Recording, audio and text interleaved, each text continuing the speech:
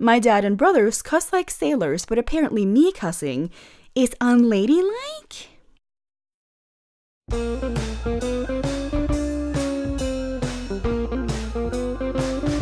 Hi there, I'm Roux. Welcome to my video. Today we're taking a look at a completely new subreddit. Well, new for me. Malicious compliance. What is malicious compliance? It's when you're technically doing what you're told, but you're doing it in a very creative way where you're basically getting a little bit of revenge at the same time. A friend of mine suggested it. The stories we're gonna take a look at today, I've dubbed accordingly. Karma is a bitch. So loud. Damn it, Janice. Double standard. And yes! You better believe I did the hand motion when I said that. You just have to when you say yes. So yeah, without further ado, let's get started. First story, karma is a bitch. Patient learns that karma is a bitch. So I gotta start by saying I'm a nurse.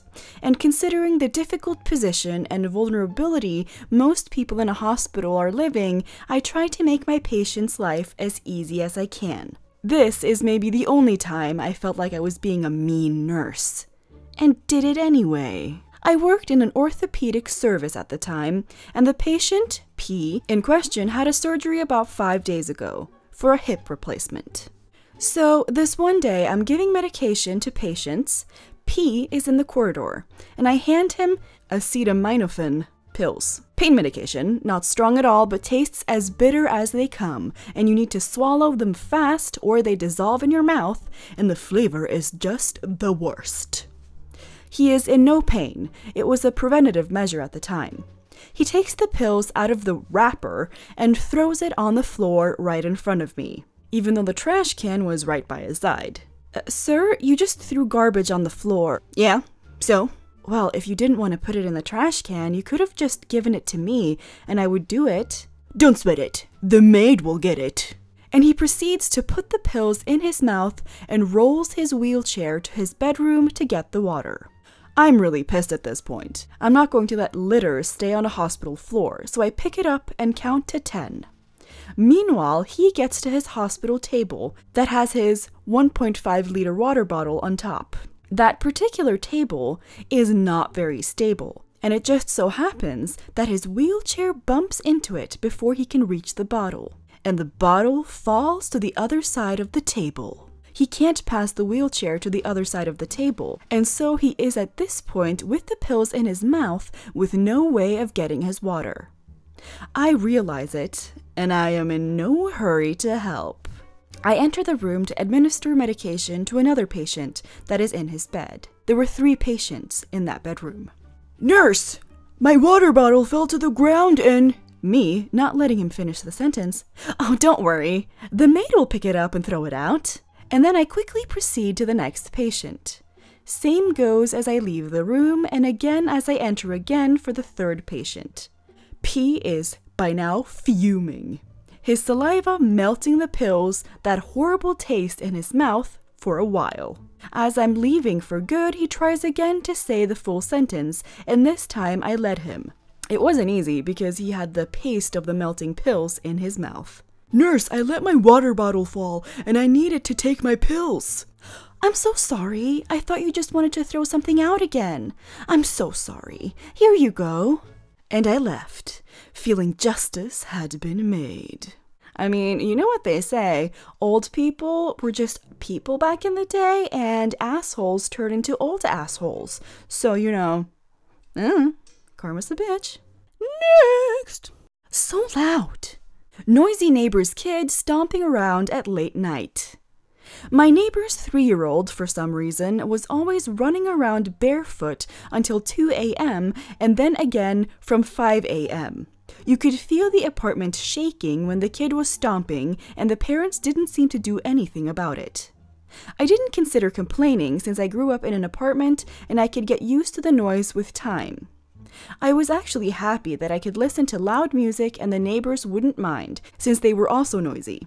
Well, to my surprise, in a few days I get a very angry building manager telling me that the neighbor complained I was too noisy, even though I was careful to never make noise between 9 p.m. and 10 a.m.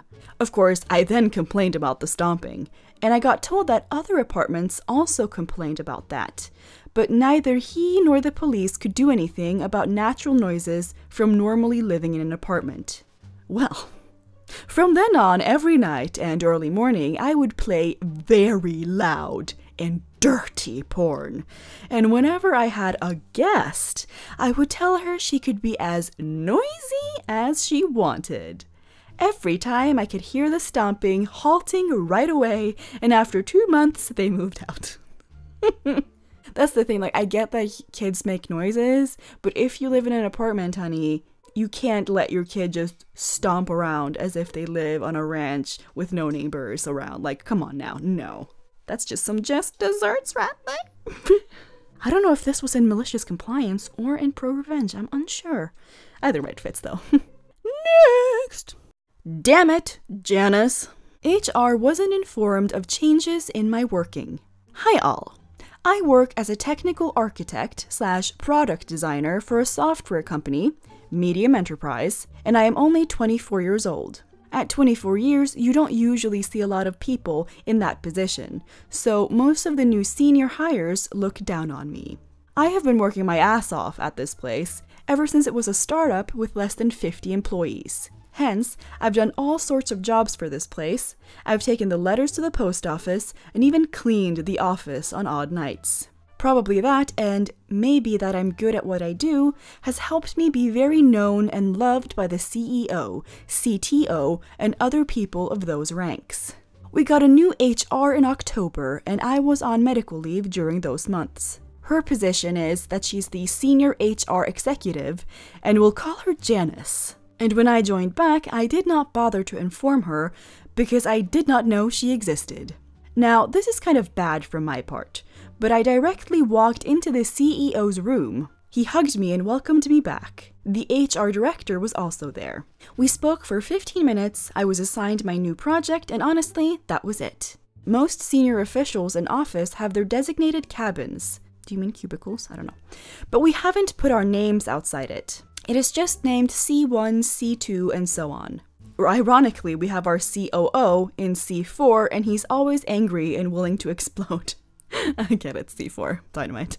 But most of the old employees sit outside with the team to work. Oh, you mean like offices? Like their own offices, okay.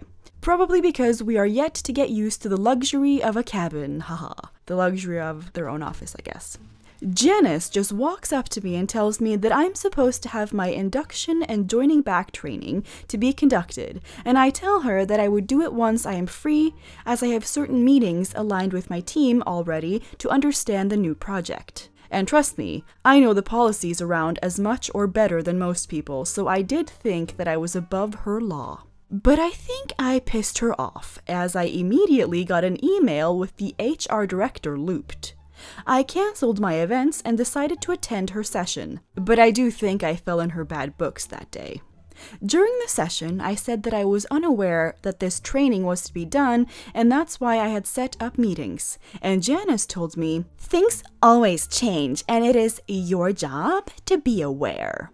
Honestly, a very beautiful and truthful sentence that I am taking with me for the rest of my life. Months pass, and I am working from a client's office in the city, which means I just log into my building after winding up my tasks at the client location. With the traffic, I reach back pretty late, around 11 p.m., and I spend an hour or two here and call it a day. This is not normal, by the way. The task was tough, timeline small. I guess you've all been there. One fine morning, I receive a mail saying I'd have to have an inquiry this month, as I've been clocking less than 2 hours in the office, and that I have to have a one-on-one to explain it to Janice why I wasn't here. Now, I am pissed.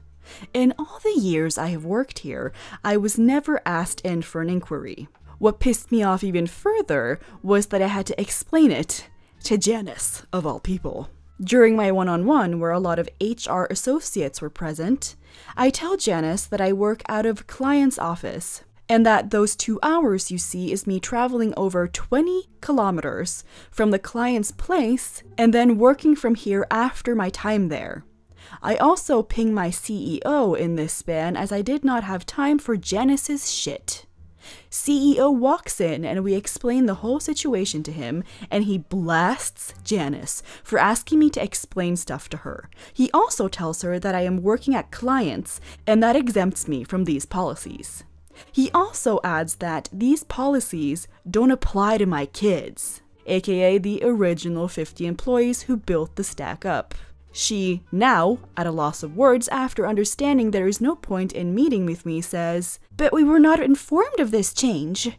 And I said in a Buddha-like voice, "Things always change, and it is your job to be aware." I feel like from her point of view though, you're like the lacking, like the slacker employee that she hates, and she's just like, "I'm gonna destroy their career," and then it turns out that you're like one of the OGs, and she's like, oopsie. Next. Double standard. Am I the asshole for getting my family to do a swear tax after my dad told me off for swearing? My dad and brothers cuss like sailors, but apparently me cussing is unladylike? I am living with my family. It's me, a 15-year-old girl, my twin brothers who are 17, and my parents. My dad cusses a lot, and so do my older brothers. But apparently, the standards are different for me. My dad overheard me saying a couple of cuss words when I was on the phone with my friends, and he got mad at me for my language, and for how trashy and unladylike it was. This wasn't the first time he called me, and only me, out for bad language. But it was the one that frustrated me the most because I could tell there was a double standard. I thought of calling him out on his language and his hypocrisy, but then I had a different idea. See, this is like, am I the asshole? But also, it's malicious compliance. Someone reposted it in malicious compliance, and it fits. I said that, yeah, it was a bad habit I was forming, and I didn't want to make it a pattern. Because if I got in the habit of cussing a lot, that wouldn't make me come off well when I start getting jobs or going to college. And as I was growing up, I wanted to learn how to speak respectfully and intelligently. But it was hard to keep from bad habits when I heard him and my brothers having potty mouth syndrome so often. They're setting an example whether they realize it or not. So I wanted to work on things for myself, but also together as a family. I suggested we make a swear tax, where if anyone swears in front of anyone else who's participating, they give $1 to each person who heard them. I'd want that rule for myself because it would keep me accountable, and I'd really like it if the family joined me for it. So my dad said he'd join in, and so would my mom. They got my brothers to be a part of it too. They didn't really have a choice. My parents decided to make it a rule. I know it's kind of petty, but I wanted to make the point that my dad and brothers swear a lot, and I almost never do. In the few months we had the rule, I have gotten about $250 from hearing my dad and brothers cuss, and I have not sworn once. It's kind of making my brothers angry because they often cuss when they're mad, and I ask them for money so they get madder and cuss more. So I get more money until they shut up. My dad actually got mad at me too. He was having some drinks, calling his brother and talking, and I came over after and asked for $18. He actually said he wouldn't give me that much and there should be a cutoff. He gave me $5, which sends a weird message. Like, swearing is bad unless you're gonna swear a lot, then it's cool? I feel like I've made my point already, so really now I'm just continuing to want the family to learn not to cuss for the money, and it's really making my brothers mad. That's hilarious. Next! Yes! Dress up for a tour of our workplace? Okay, boss! I work in a data center, and obviously every day presents itself with something new. Sit at a desk all day sometimes? Yep. Crawl across ladder racks running fiber next day? Yep. Therefore, you dress for comfort in any situation, which is generally jeans, t-shirt, sneakers, and for me a fleece jacket because it's cold as balls.